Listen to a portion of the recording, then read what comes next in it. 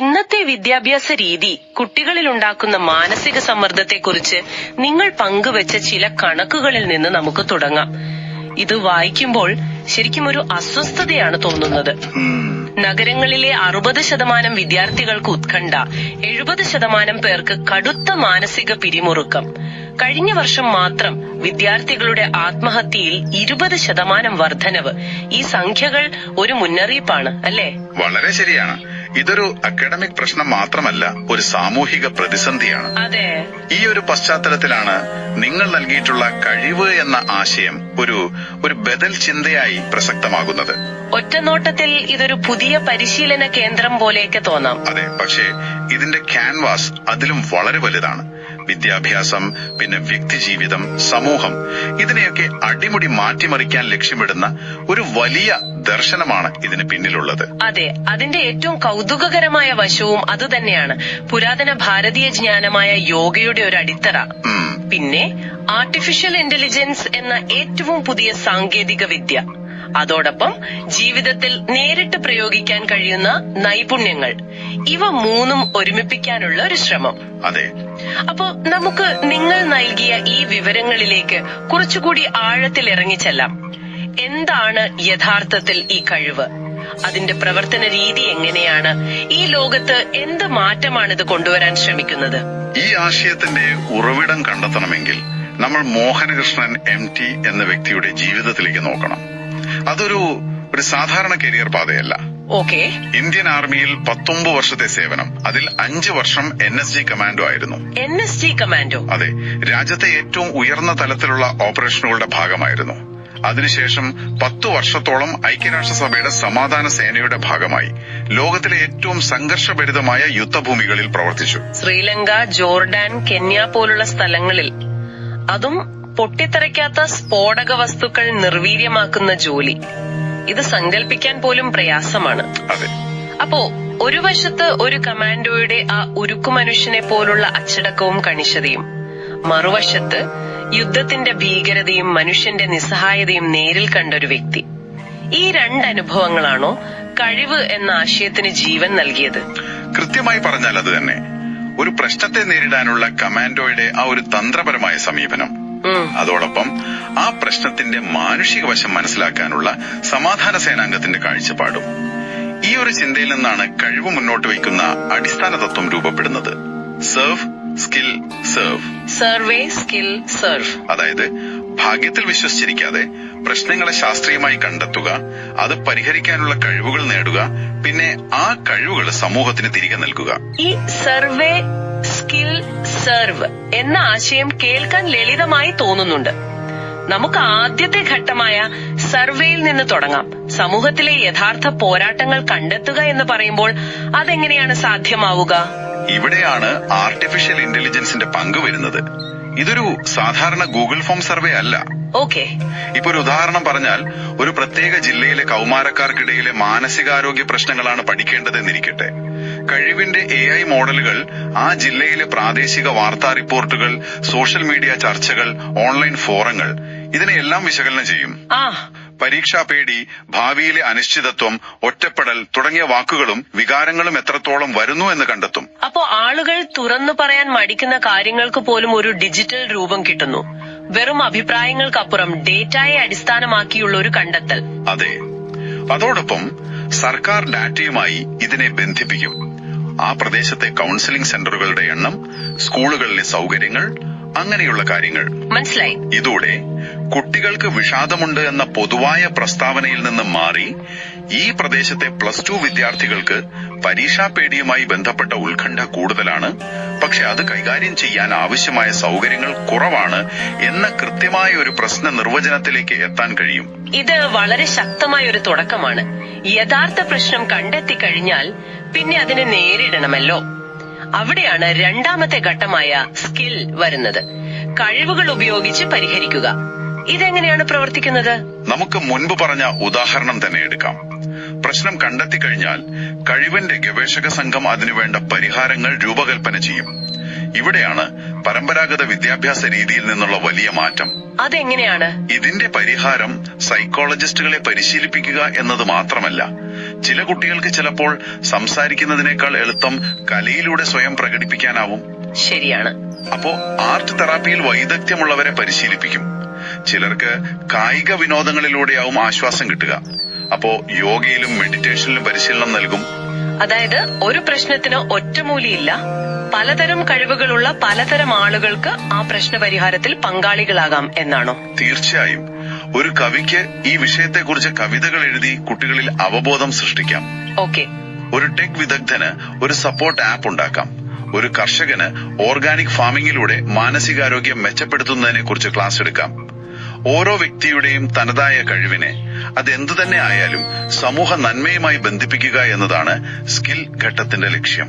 ഇത് നേടിയ കഴിവുകൾ പ്രായോഗികമാക്കുന്നതിലേക്ക് നയിക്കുന്നു. അതാണ് മൂന്നാമത്തെ ഘട്ടം. സെർവ്, സമൂഹത്തെ സേവിക്കുക. പഠിച്ച കാര്യങ്ങൾ ക്ലാസ് മുറിയിൽ അവസാനിക്കുന്നില്ല. ഒരിക്കലുമില്ല. ആർട്ട് തെറാപ്പി പഠിച്ചയാൾ സ്കൂളുകളിൽ വർക്ക്ഷോപ്പ് നടത്തുന്നു. യോഗ പരിശീലിച്ചവർ കമ്മ്യൂണിറ്റി സെന്ററുകളിൽ സൗജന്യ ക്ലാസുകൾ നൽകുന്നു. ആപ്പ് ഉണ്ടാക്കിയയാൾ അത് എല്ലാവർക്കും ലഭ്യമാക്കുന്നു. അപ്പോ പഠനം എന്നത് ഒരു വ്യക്തിപരമായ നേട്ടം എന്നതിലുപരി ഒരു സാമൂഹിക ഉത്തരവാദിത്തമായി മാറുന്നു. അതുതന്നെ. AI സർവേകളിലൂടെ പോരാട്ടങ്ങൾ കണ്ടെത്തുക, വൈവിധ്യമാർന്ന കഴിവുകൾ ഉപയോഗിച്ച് അവ പരിഹരിക്കുക, അതിലൂടെ സമൂഹത്തെ സേവിക്കുക. ഈ ഒരു സൈക്കിൾ, അതാണ് കഴിവ്. ഈ മുഴുവൻ സിസ്റ്റത്തിന്റെയും അടിത്തറയായി നിങ്ങൾ നൽകിയ രേഖകളിൽ പറയുന്നത് യോഗയും ജീവിതത്തിന്റെ A to Z എന്നൊരു ചട്ടക്കൂടുമാണ്. പലർക്കും യോഗ എന്നാൽ കുറച്ച് ആസനങ്ങളും ശ്വാസായാമവും മാത്രമാണ്. എന്നാൽ ഇവിടെ അതൊരു ജീവിത രീതിയുടെ അടിസ്ഥാനമായാണ് കാണുന്നത്. അതെ, ഒരു കെട്ടിടത്തിന് ഉറപ്പുള്ള അടിത്തറയിടുന്നത് പോലെയാണ് ഇവിടെ യോഗയുടെ സ്ഥാനം. അത് നൽകുന്നത് ശാരീരിക വ്യായാമം മാത്രമല്ല, മാനസികമായ കരുത്ത്, അച്ചടക്കം, ഏത് സാഹചര്യത്തെയും സമചിത്തതയോടെ നേരിടാനുള്ള കഴിവ്, അതൊക്കെയാണ്. ഈ ആന്തരികമായ കരുത്തിനെ പ്രായോഗിക ജീവിതത്തിലേക്ക് എങ്ങനെ കൊണ്ടുവരാം എന്നതിനുള്ള ഒരു പ്രാക്ടിക്കൽ ഫ്രെയിംവർക്കാണ് ജീവിതത്തിന്റെ A to Z. ഇതില് 30 തത്വങ്ങളുണ്ട്. ഇംഗ്ലീഷ് അക്ഷരമാലയിലെ 26 അക്ഷരങ്ങൾക്കും 4 യോഗമാർഗങ്ങൾക്കും ഓരോ തത്വം. ഇതിലെ ചില ആശയങ്ങൾ തമ്മിലുള്ള ബന്ധം വളരെ കൗതുകകരമാണ്. ഉദാഹരണത്തിന്, നമ്മൾ കുട്ടികളെ പഠിപ്പിക്കുന്നത് A for ആപ്പിൾ എന്നാണ്. പക്ഷെ ഇവിടെ A for ആക്ഷൻ ആണ്. അതെ, വെറുതെ ചിന്തിച്ചിരിക്കാതെ പ്രവർത്തിക്കുക എന്ന ആശയം. അതുപോലെ ഇതിൽ പുരാതന ഭാരതീയ തത്വങ്ങളും ഏറ്റവും പുതിയ ആശയങ്ങളും ഒരുമിച്ച് വരുന്നുണ്ട്. ഉദാഹരണത്തിന് G for ഗുണാസ്, സത്വം, രജസ്, തമസ്. ഒരു മിനിറ്റ്. ഗുണങ്ങൾ എന്ന് പറയുമ്പോൾ കേൾക്കുന്ന എല്ലാവർക്കും അത് പരിചിതമായിരിക്കണമെന്നില്ല. എന്താണ് ഈ സത്വം, രജസ്, തമസ് എന്നതുകൊണ്ട് പ്രായോഗികമായി ഉദ്ദേശിക്കുന്നത്? നല്ല ചോദ്യമാണ്. വളരെ ലളിതമായി പറഞ്ഞാൽ സത്വം എന്നത് ശാന്തവും സന്തുലിതവുമായ ഒരു മാനസികാവസ്ഥയാണ്. വ്യക്തമായ ചിന്ത, സമാധാനം, അതൊക്കെ. രജസ് എന്നത് പ്രവർത്തനത്തിന്റെയും ആഗ്രഹങ്ങളുടെയും ഊർജമാണ്. എപ്പോഴും തിരക്കിട്ട് എന്തെങ്കിലും ചെയ്യുന്ന ഒരവസ്ഥ. തമസ് എന്നത് അലസതയുടെയും നിഷ്ക്രിയത്വത്തിന്റെയും അവസ്ഥയാണ്. മനസ്സിലായി. ഈ 3 ഗുണങ്ങളും എല്ലാവരിലുമുണ്ട്. ഏതാണ് മുന്നിട്ട് നിൽക്കുന്നത് എന്നത് നമ്മുടെ അന്നത്തെ മാനസികാവസ്ഥയെ നിർണ്ണയിക്കും. ഇത് സ്വയം മനസ്സിലാക്കുന്നത് വൈകാരിക നിയന്ത്രണത്തിന് അത്യാവശ്യമാണ്. വളരെ വ്യക്തമായി. അപ്പോ ഈ പുരാതനമായ ഗുണാസ് എന്ന തത്വത്തിന്റെ കൂടെ തന്നെയാണ് V for വിർച്വൽ എന്ന തത്വവും വരുന്നത്. അതായത് സാങ്കേതിക വിദ്യയെ നല്ല കാര്യങ്ങൾക്കായി ഉപയോഗിക്കുക. ഒരേ ചട്ടക്കൂടിൽ പുരാതന തത്വജ്ഞാനവും ആധുനിക ടെക്നോളജിയും. അതാണ് ഇതിന്റെ സൗന്ദര്യം. ഒരു വശത്ത് നിങ്ങളുടെ മാനസികാവസ്ഥയെ നിയന്ത്രിക്കാൻ പഠിക്കുക, മറുവശത്ത് അതേ മനസ്സിനെ ചിതറിക്കാൻ സാധ്യതയുള്ള വെർച്വൽ ലോകത്തെ ബുദ്ധിപരമായി ഉപയോഗിക്കാനും പഠിക്കുക. ശരിയാണ്. അതുപോലെ X for X ഫാക്ടർ എന്നൊരു തത്വമുണ്ട്. ഓരോരുത്തർക്കും അവരവരുടേതായ ഒരു തനിമയുണ്ട്, ഒരു പ്രത്യേക കഴിവുണ്ട് എന്ന് തിരിച്ചറിയുക. ഇന്നത്തെ വിദ്യാഭ്യാസം എല്ലാവരെയും ഒരേ അച്ചിലിട്ട് വാർത്തെടുക്കാൻ ശ്രമിക്കുമ്പോൾ ശരിയാണ്, ഇവിടെ ഓരോ വ്യക്തിയുടെയും ആ X ഫാക്ടറിനെ കണ്ടെത്താനും പ്രോത്സാഹിപ്പിക്കാനും പറയുന്നു. ഈ തത്വങ്ങളെല്ലാം കൂടിച്ചേരുമ്പോഴാണ് ഒരു സമഗ്രമായ വ്യക്തിത്വം രൂപപ്പെടുന്നത്. ഈ ചട്ടക്കൂട് വളരെ വലുതാണ്. പക്ഷേ ഈ ആശയങ്ങൾ എങ്ങനെയാണ് ക്ലാസ് മുറിയിൽ പഠിപ്പിക്കുന്നത്? കാരണം പരീക്ഷകളും കാണാപ്പാഠം പഠിക്കലും ഒഴിവാക്കുന്നു എന്ന് നിങ്ങളുടെ രേഖകളിൽ പറയുന്നു. അത് കേൾക്കുമ്പോൾ പിന്നെ എങ്ങനെയാണ് പഠനം വിലയിരുത്തുന്നത്? അവിടെയാണ് വീഡിയോ ബുക്കുകൾ എന്ന നൂതനമായ ആശയം വരുന്നത്. ഇതൊരു പുതിയ പഠന രീതിയാണ്. വീഡിയോ ബുക്കുകളോ? അതെ, ആദ്യം അധ്യാപകർ ഒരു വിഷയത്തിൽ ആഴത്തിൽ ഗവേഷണം നടത്തി ഒരു അടിസ്ഥാന വീഡിയോ തയ്യാറാക്കും. അതിനെ ഒരു വീഡിയോ ബുക്ക് എന്ന് പറയാം.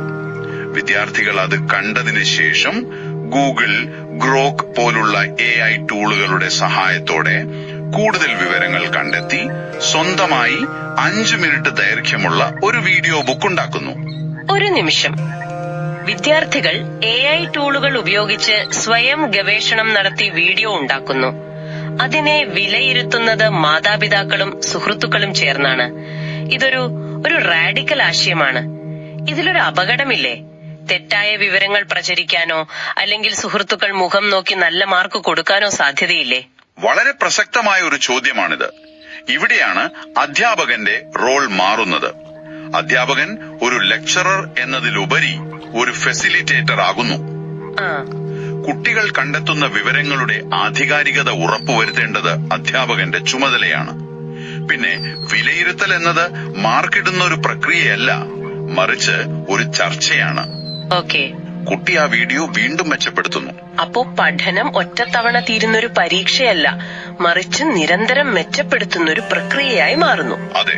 ഒരു പൈലറ്റ് പ്രോഗ്രാമിൽ വളരെ അന്തർമുഖനായ ഒരു കുട്ടി അവന്റെ ഗ്രാമത്തിലെ മാലിന്യ പ്രശ്നത്തെക്കുറിച്ച് ഒരു വീഡിയോ ബുക്ക് ഉണ്ടാക്കി. അതുവരെ അവന്റെ മാതാപിതാക്കൾക്ക് പോലും ആ വിഷയത്തിൽ അവൻ ഇത്രയും അറിവും ആശങ്കയും ഉണ്ടെന്ന് അറിയില്ലായിരുന്നു.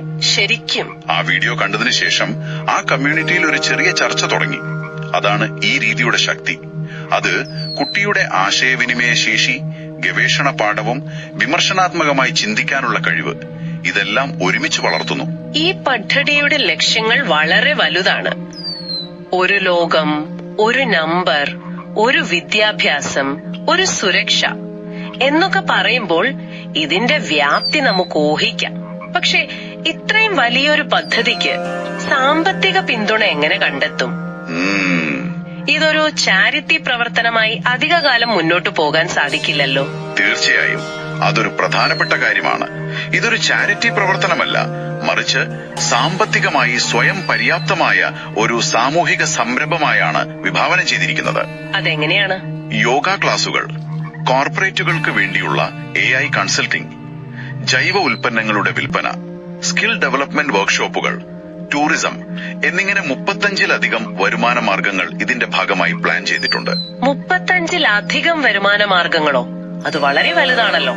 വിദ്യാഭ്യാസത്തിൽ ശ്രദ്ധ കേന്ദ്രീകരിക്കുന്ന ഒരു സ്ഥാപനം ഇത്രയധികം വ്യത്യസ്തമായ ബിസിനസ്സുകൾ ഒരുമിച്ച് കൊണ്ടുപോകുമ്പോൾ പ്രധാന ലക്ഷ്യത്തിൽ നിന്ന് ശ്രദ്ധ മാറിപ്പോകാൻ ഒരു സാധ്യതയില്ലേ? ആ ആശങ്ക സ്വാഭാവികമാണ്. പക്ഷെ ഇവിടെ ഈ വരുമാന മാർഗങ്ങളെല്ലാം പ്രധാന ലക്ഷ്യവുമായി ബന്ധപ്പെട്ടിരിക്കുന്നു. ഉദാഹരണത്തിന് ഇപ്പോ കഴിവ് സെന്ററിലെ വിദ്യാർത്ഥികൾ പഠിക്കുന്ന ജൈവ കൃഷിയിൽ നിന്നുള്ള ഉൽപ്പന്നങ്ങളാണ് വിൽക്കുന്നത്. അവർ വികസിപ്പിക്കുന്ന AI ടൂളുകളാണ് കോർപ്പറേറ്റുകൾക്ക് കൺസൾട്ടിങ്ങിനായി ഉപയോഗിക്കുന്നത്. മനസ്സിലായി. അതായത് ഓരോ വരുമാന മാർഗവും വിദ്യാഭ്യാസത്തിന്റെ ഒരു പ്രായോഗിക രൂപം കൂടിയാണ്. ഇതിൽ നിന്ന് കിട്ടുന്ന ലാഭം വീണ്ടും സാമൂഹിക പദ്ധതികൾക്കായി ഉപയോഗിക്കുന്നു. ഇതൊരു പരസ്പര പൂരകമായ ഇക്കോസിസ്റ്റമാണ്. അപ്പോൾ സാമൂഹിക സേവനത്തിനൊപ്പം സാമ്പത്തിക സുസ്ഥിരതയും ഉറപ്പാക്കുന്ന ഒരു മാതൃക. ഈ വലിയ സ്വപ്നം യാഥാർത്ഥ്യമാക്കാൻ സ്ഥാപകൻ എല്ലാവരുടെയും സഹകരണം അഭ്യർത്ഥിക്കുന്നുണ്ടല്ലേ? തീർച്ചയായും. ഇത് ഒരാൾക്കൊറ്റയ്ക്ക് ചെയ്യാൻ കഴിയുന്ന ഒന്നല്ല. ഇതൊരു വ്യക്തിയുടെയോ ഒരു സ്ഥാപനത്തിന്റെയോ മാത്രം പദ്ധതിയല്ല. ഇതൊരു കൂട്ടായ പരിശ്രമത്തിനുള്ള ആഹ്വാനമാണ്. നിങ്ങളുടെ കഴിവ് എന്തുമായിക്കൊള്ളട്ടെ, നിങ്ങളൊരു ഡോക്ടറാകാം, എഞ്ചിനീയർ ആകാം, കലാകാരനാകാം, കർഷകനാകാം, ഈ ദൗത്യത്തിൽ നിങ്ങൾക്കും ഒരു പങ്ക് വഹിക്കാനുണ്ട് എന്നാണ് അദ്ദേഹം പറയുന്നത്. കഴിവ് എല്ലായിടത്തുമുണ്ട്. അതിനെ പരിപോഷിപ്പിക്കാൻ ശരിയായ ഒരു വേദി ആവശ്യമാണ്. ആ വേദിയാണ് ഇവിടെ ഒരുക്കാൻ ശ്രമിക്കുന്നത്. അപ്പോൾ നമ്മൾ ഇന്ന് ചർച്ച ചെയ്ത കഴിവ് എന്നത് കേവലം ഒരു വിദ്യാഭ്യാസ സ്ഥാപനമല്ല. യോഗയുടെ ആന്തരികമായ കരുത്തും ആർട്ടിഫിഷ്യൽ ഇന്റലിജൻസിന്റെ അപാരമായ സാധ്യതകളും ജീവിതത്തിൽ പ്രായോഗികമായ നൈപുണ്യങ്ങളും ചേർത്തുവെച്ച് വ്യക്തിയെയും സമൂഹത്തെയും ഒരുമിച്ച് വളർത്താൻ ലക്ഷ്യമിടുന്ന ഒരു വലിയ കാഴ്ചപ്പാടാണ്. സർവേയിലൂടെ സമൂഹത്തിന്റെ യഥാർത്ഥ പ്രശ്നങ്ങൾ കണ്ടെത്തി അത് പരിഹരിക്കാനുള്ള വൈവിധ്യമാർന്ന കഴിവുകൾ നേടി ആ കഴിവുകൾ സമൂഹത്തിന് സേവനമായി തിരികെ നൽകുന്ന, ചിന്തിക്കുന്ന, കരുണയുള്ള, കഴിവുള്ള ഒരു തലമുറ.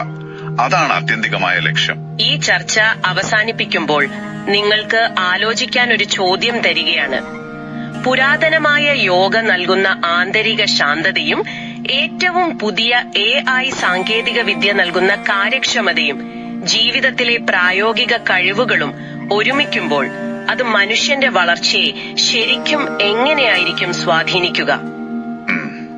ഇത് നമ്മുടെ ഉള്ളിലുള്ള സ്വാഭാവിക കഴിവിനെയും ചിന്താശേഷിയെയും കൂടുതൽ വളർത്തുമോ, അതോ നമ്മൾ അറിയാതെ സാങ്കേതിക വിദ്യയുടെ ഒരു ചട്ടക്കൂടിനുള്ളിൽ ഒതുങ്ങിപ്പോകുമോ? ഈ ചിന്തയോടുകൂടി ഇന്നത്തെ ഈ ആഴത്തിലുള്ള വിശകലനം ഇവിടെ നിർത്തുന്നു.